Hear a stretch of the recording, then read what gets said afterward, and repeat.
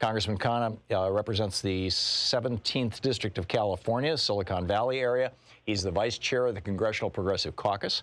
His website is Khanna, KHANNA.house.gov, and you can tweet him at Rep Ro Khanna. Congressman, welcome back to the program, and thanks so much for being with us. I saw a piece that John Nichols did in The Nation about basically you and your perspective on the situation in Syria, and I'm curious your thoughts on that and also how that might tie into the killing of Mr. Baghdadi this last weekend.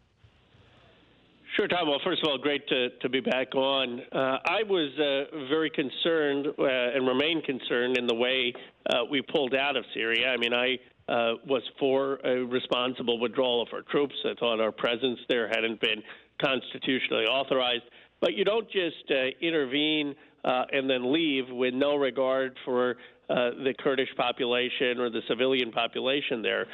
We could have gotten a deal with Erdogan had we tried. We didn't try. The fact that we sent Pence and Pompeo after our withdrawal says everything about the effort that was made. There was absolutely no regard for the Kurds who had fought with us or the humanitarian or possibly providing humanitarian aid there. And so my view was that a withdrawal had to be responsible with an obligation to our Kurdish allies. And look, I mean, I'm glad we got Baghdadi. I give credit to our troops. But now Trump's saying that he wants to keep troops in Syria to protect the oil fields. It shows that there's no coherence to the policy. Well, isn't the major sales pitch that ISIS was making and al-Qaeda before that we were just coming to steal their natural resources? I mean, in 1998, Osama bin Laden was quoted in the New York Times as saying that he was contemplating striking the United States for two reasons. One, we had an Air Force base that Bush's father, Bush the elder, had put in Saudi Arabia to stage the first Iraq war.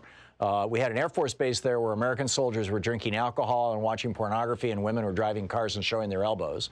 And number two, that we were exploiting, we were buying oil from Saudi Arabia for less than $100 a barrel, which is what he thought it should be priced at, and therefore we were basically stealing their oil.